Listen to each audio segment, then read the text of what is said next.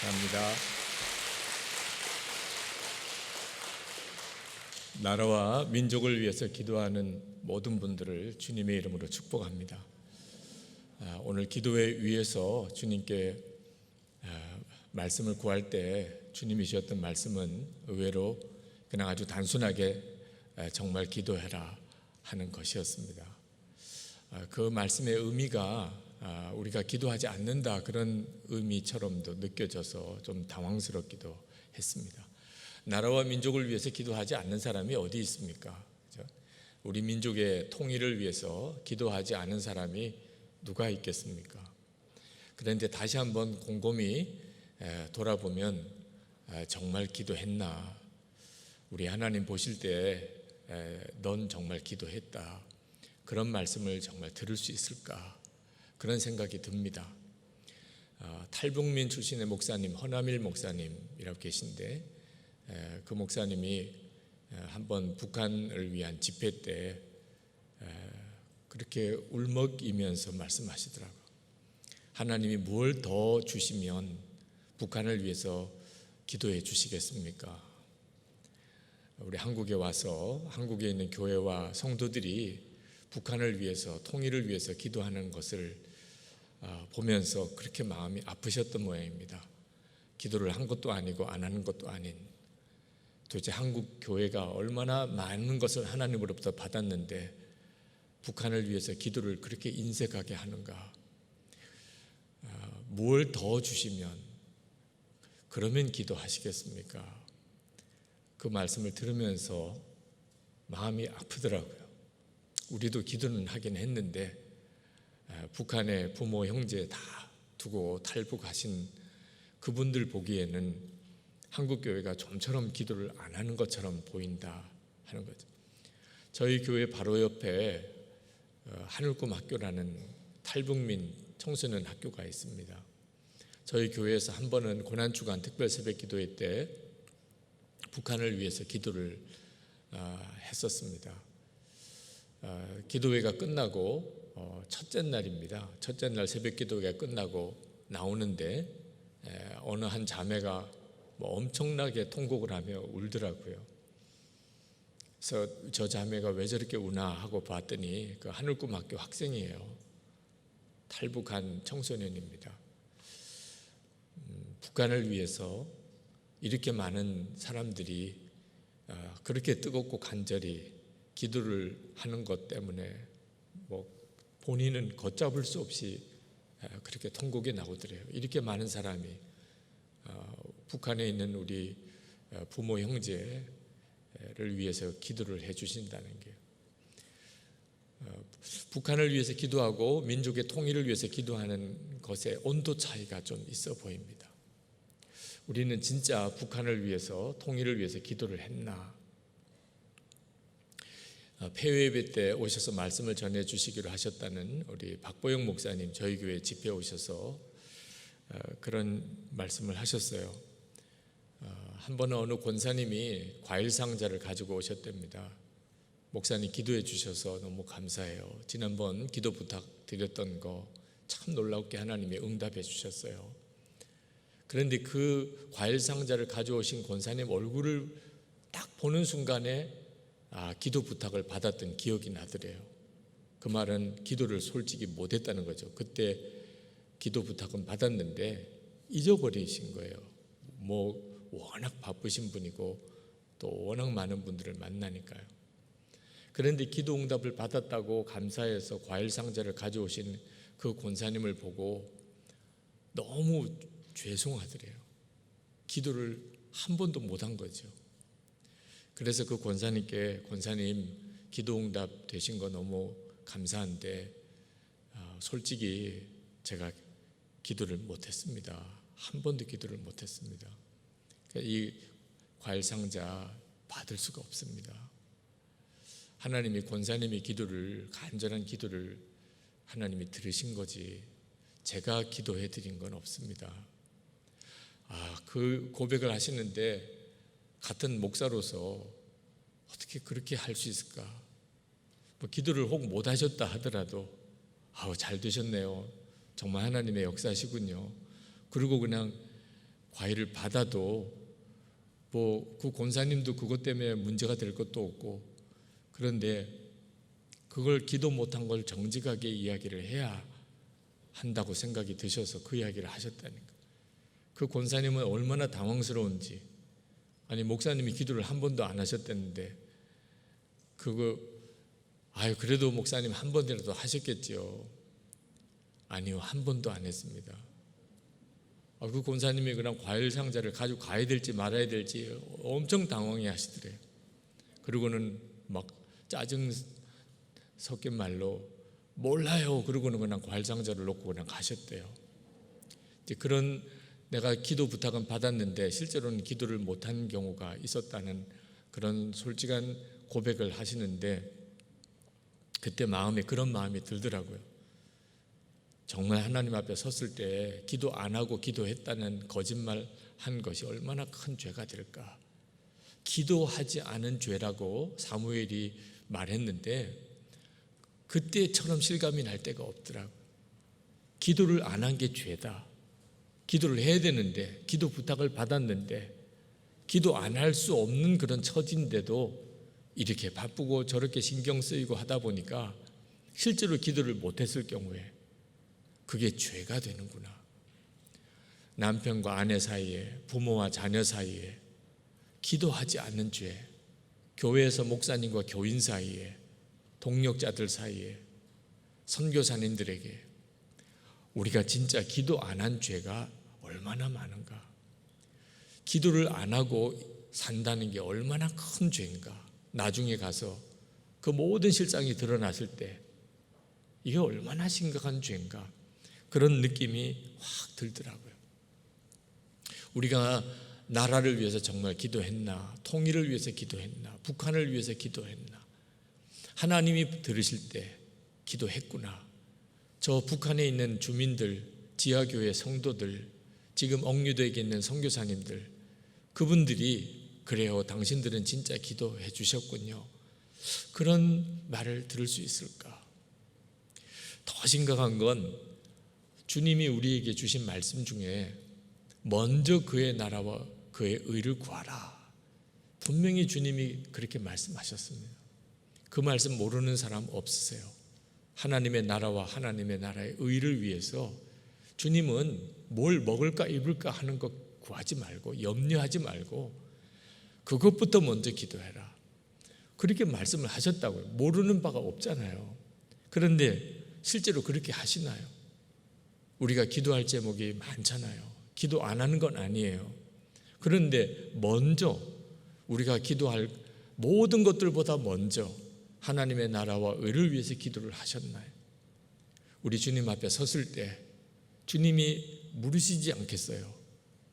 너는 하나님의 나라와 그의 의를 먼저 구했느냐? 그때 뭐라고 대답을 하겠나요? 저 자신도 너무 당황스럽지만 우리 교인들도 걱정이더라고요. 진짜 하나님의 나라와 의를 위해서 먼저 기도를 했나? 교우들이 대부분이 자신이 없더라고요. 아니 이렇게 살다가 어떻게 할 거냐 말입니다. 그래서 5년 전부터 교인들에게 매일 기도 제목을 보냅니다. 밤 10시에 하나님의 나라와 그 의를 위하여. 두 번째는 그렇게 기도 제목을 보낼 바에야 우리 나라와 민족의 통일을 위하여. 그리고 세 번째는 한국 교회를 위하여. 우리가 반드시 기도해야 될 중요한 기도 제목. 뭐 건강을 위해서 기도하라, 경제적인 어려움을 위해서 기도하라, 자식 잘 되기를 위해서 기도하라. 그건 뭐 기도 제목을 보낼 것도 없잖아요. 그건 뭐 기도가 저절로 나오는 거니까.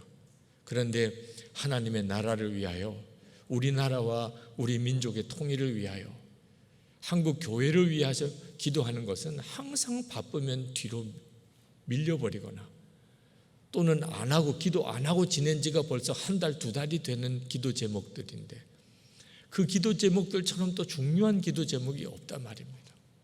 기도하기를 쉰 죄가 있다면 사실 이 기도 제목들이 아니겠나 말입니다. 그래서 밤 10시면 매일 기도 제목을 써서 우리 교우들에게 보냅니다. 그래서 10시에 정한 시간에 우리가 다 함께 그 기도를 합시다. 저희 교회는 새벽 기도에 시작하면 반드시 그 기도 제목으로 하나님의 나라와 우리 민족과 통일, 그리고 한국 교회를 위한 기도를 먼저 하나님께 드리고, 그리고 말씀의 은혜를 받고 또 말씀을 붙잡고 기도하는 시간을 갖습니다. 이유는 기도 안 한 게 죄니까 말이에요.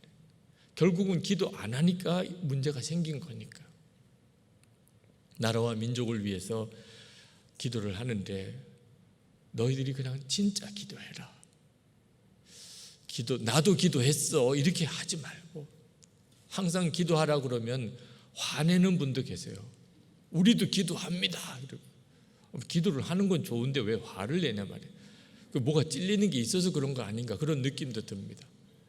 기도했다 그렇게 넘어갈 문제가 아닌 문제들이 많습니다.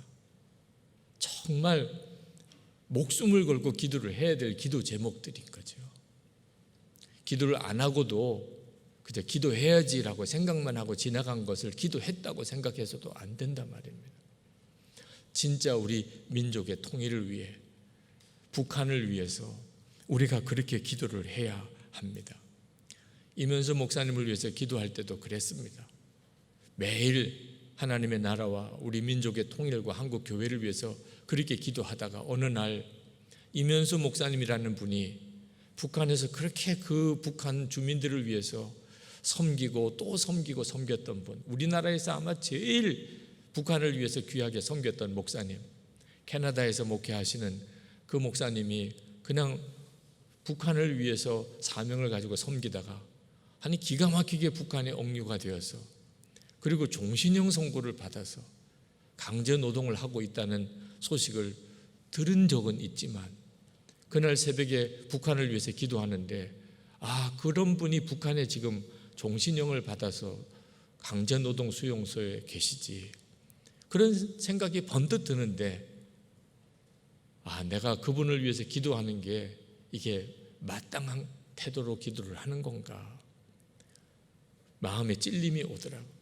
만약에 내가 입장이 바뀌어서 북한에 그렇게 억류되어 있다면, 나는 한국에 있는 혹 나를 개인적으로 모르는 사람이라 하더라도 그 한국에 있는 목사와 성도들이 어떻게 기도해 주기를 바랄까. 이면수 목사님이라는 분은 북한 강제노동 수용소에서 한국에 있는 교회와 성도들이 어떻게 기도해 주기를 바랄까. 그때 제 마음속에 나는 기도한 게 아니구나, 그분을 위해서 이렇게 기도해 가지고는 이건 기도한 것도 아니구나, 그렇게 깨달아지더라고요. 북한을 위해서 기도를 하다 보니까 그렇게 마음이 주어지더라고요. 그래서 그때부터 전 교우들에게 매일 북한에 억류되어 있는 선교사님, 목사님들을 위해서 매일 기도문에 기도 제목을 올려드리고 매주일 예배 드릴 때마다 그 문제로 하나님께 기도를 했었습니다. 그리고 난 다음에 석방되신 소식을 듣고 우리 교우들이 담임 목사인 제가 석방된 것처럼 그렇게 기뻐하더라고요.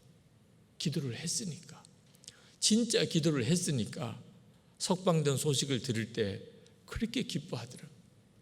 그러니 하나님의 나라가 올 때, 주님이 재림에 오실 때 누가 기쁠까요? 기도한 사람이 기쁜 겁니다. 주님이 재림에 오시기를, 하나님의 나라가 임하기를 진짜 기도한 사람이 기쁜 거예요.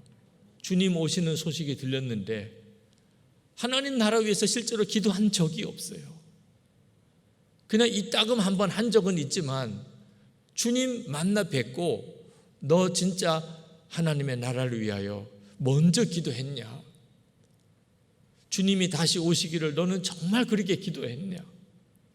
그렇게 물으실 때 감히 주님 앞에 설 자신이 없는 사람은 하나님의 나라가 기쁠 리가 없다니까요. 북한을 위해서 기도하면서 하나님이 제 마음속에 기도하지 않았으면 깨닫지 못할 것을 깨닫게 하신 것이 있습니다. 그것은 통일을 위해서 기도하기만 아니라 민족의 화해를 기도하라는. 지금 우리는 70년 동안 전쟁 이후에 통일을 위해 기도해 왔습니다. 지금은 통일될 모든 분위기와 상황이 다 만들어져 있는 상황입니다. 통일이 안 되는 게 이상할 정도. 그런데 또 통일이 안 되고 있는 것은 무슨 까닭일까? 만약에 하나님이 우리 민족을 통일만 시키기로 하셨다고 한다면 아마 벌써 응답이 되었을 거라고 생각이 듭니다. 문제는 하나님의 계획 속에는 민족의 화해가 있기 때문에 그냥 통일만 되는 게 아니고 진정한 민족의 화해. 우리는 정말 끔찍하게 서로 죽고 죽이는 전쟁을 했습니다. 아직도 우리의 부모, 형제, 친척 중에는 6.25 때 끔찍했던 경험을 했던 이들이 있습니다. 생존하신 분도 계시고 부모, 형제 중에 그런 분들이 있습니다. 서로 죽고 죽이는 전쟁을 치른 거예요. 화해가 되겠습니까? 그게 어려운 거예요. 우리가 왜 이렇게 기도를 계속 해야 되나? 기도의 제목을 정확히 알 필요가 있습니다. 북한은 더 이상 화해할 대상이 못 됩니다. 그런 말도 있을 수 있어요. 지금 북한이 하고 있는 일을 보면 정말 저 북한과 화해가 가능할까? 통일이 되고 난 다음에 과연 우리는 한 민족으로 그렇게 지낼 수 있기는 할까? 그런 마음에 걱정도 됩니다. 그런데 여러분, 만약에 화해가 될 만한 대상이라면 화해하는 게 뭐가 그렇게 큰 문제예요? 아니, 저쪽 북한에 있는 당국자와 북한 사람들이 얼마든지 화해할 만한 그런 준비가 되어 있고 그럴 만한 사람이라면 화해가 뭐가 그렇게 큰 기도 제목이 되겠습니까? 도무지 화해될 것 같지 않은 사람이니까. 그러니까 이 민족의 화해를 위한 기도가 너무너무 중요한 거예요. 그냥 통일로만 우리 민족의 문제는 해결 안 됩니다. 민족이 진정으로 화해되고 통일이 돼야 되는 거예요. 기도 없는 통일은 때때로는 우리에게 끔찍한 결과를 가져올 수도 있습니다. 그냥 통일만 원하는 게 아닙니다.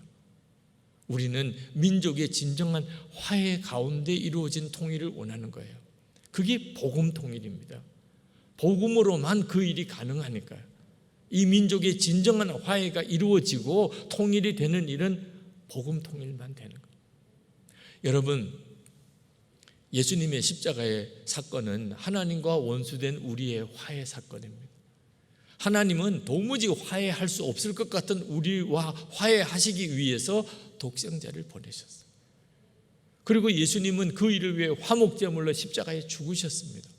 우리는 그렇게 하나님과 화해한 존재예요. 그리고 하나님은 우리에게 화목하게 하는 직분을 주셨습니다. 이것이 지금 우리 민족의 통일을 위하여 기도하는 우리의 중요한 기도의 제목입니다. 우리 민족의 화해입니다. 어떤 사람이 천국 갈 사람인지 우리가 보면 금방 압니다. 정말 천국 갈 만한 사람은 표시가 나게 되어 있습니다. 어떤 사람이 천국 갈 사람이죠? 화평케 하는 자예요. 화평케 하는 자가 하나님의 아들이라 일컬음을 받을 것이라고 그랬습니다. 한국 교회가 그 일을 감당할 수 있는 교회인가요? 한국 교회는 화평케 하는 교회다. 한국 교회 성도들은 화평케 하는 자이다. 우리가 주님의 재림을 기다리고 있는데 주님의 재림은 준비된 자로서 맞이해야 합니다. 우리는 우리의 인생을 살아가는 동안에 모든 것에 대하여 다 준비를 합니다. 준비 없이 맞이하지 않잖아요.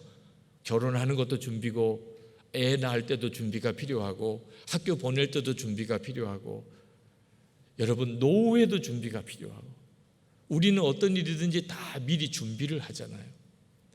주님의 재림을 맞이할 준비는 뭐죠? 히브리서 12장 14절에 모든 사람과 더불어 화평함과 거룩함을 따르라.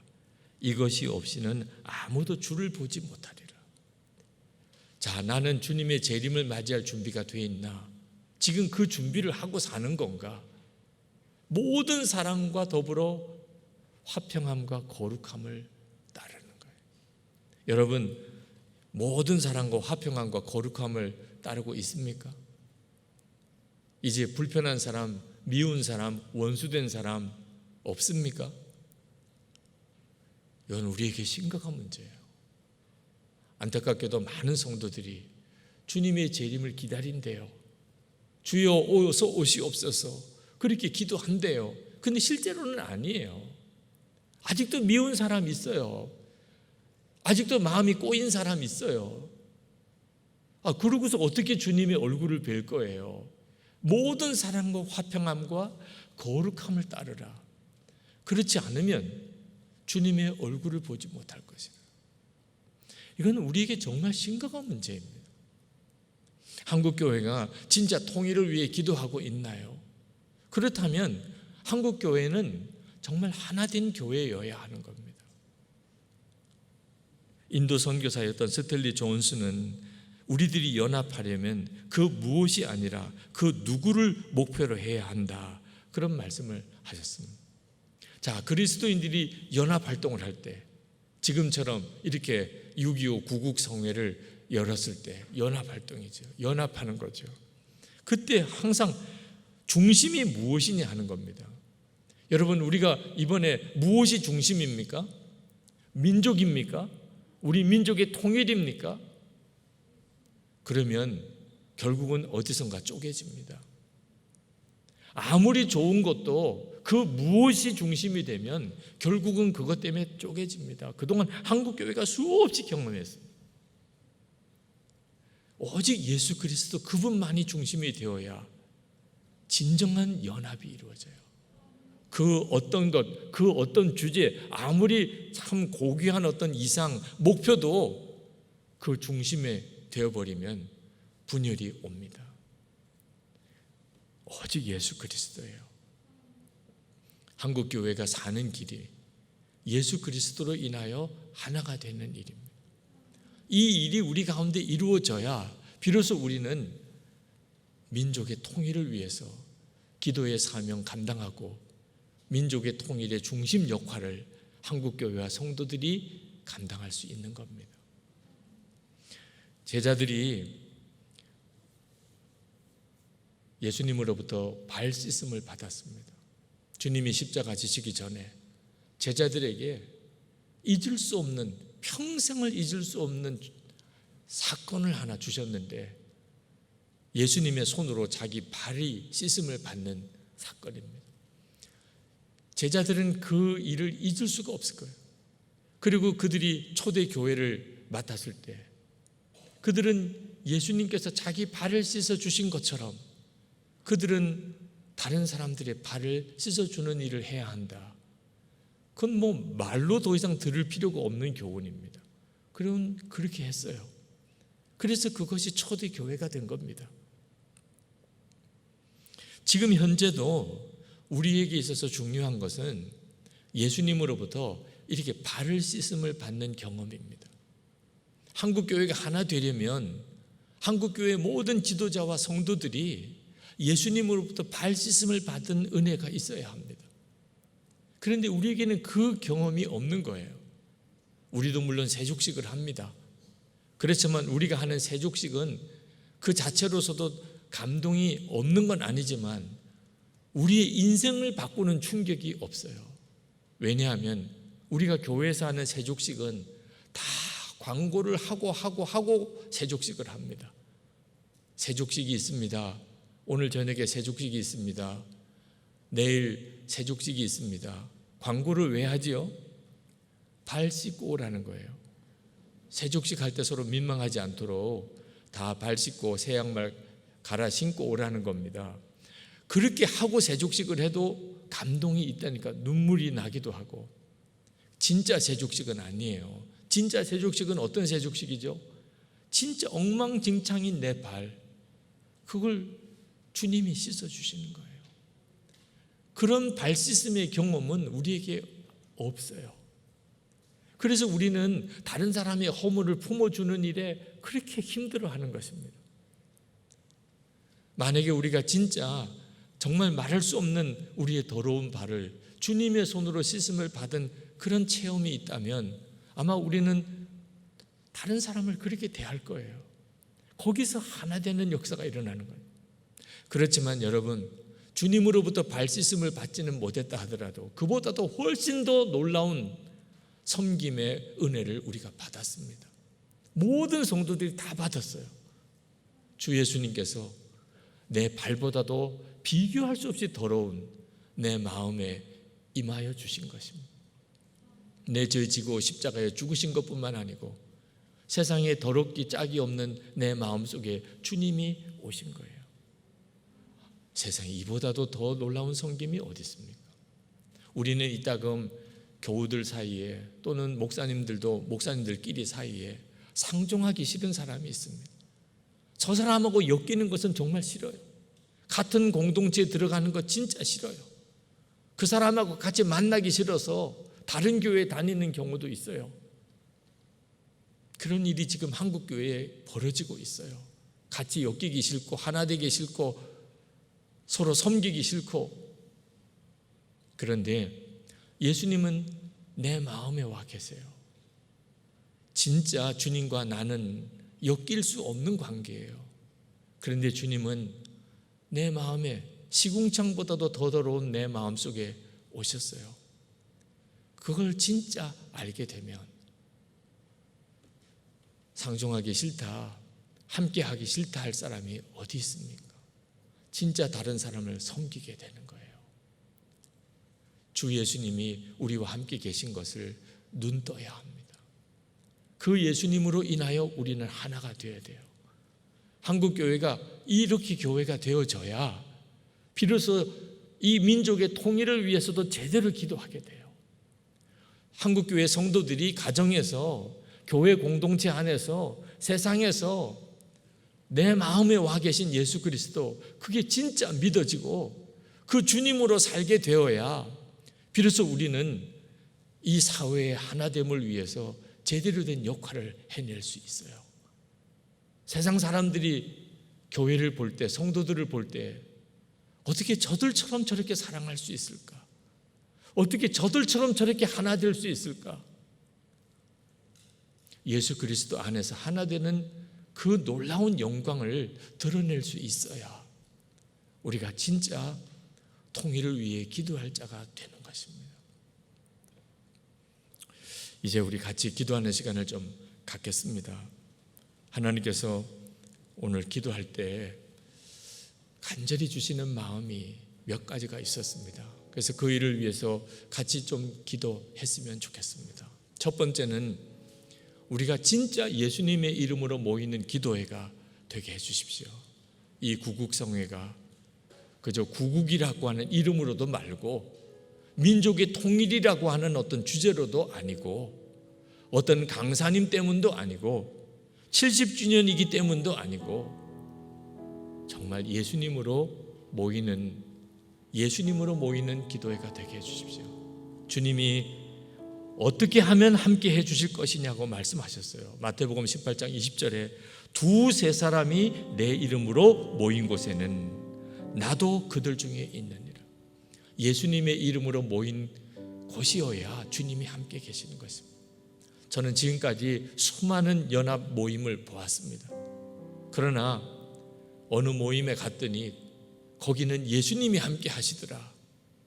그런 모임은 참 좀처럼 제가 보지 못했습니다. 그 집회는 어느 유명한 강사님 때문에 모였고, 그 집회는 어떤 교회 이름으로 모였고, 어떤 집회는 어떤 연합회 이름으로 모였고, 어떤 집회는 어떤 모임의 주제가 참 너무 좋았고, 그런데 다 그런 모임들은 한계가 있더라. 네, 어느 모임에 갔더니 거기는 진짜 예수님으로 모였다. 거기서는 예수님이 느껴졌다. 주님이 함께 계시더라. 이번 이 구국성회가 초점이 예수님에게 있어요.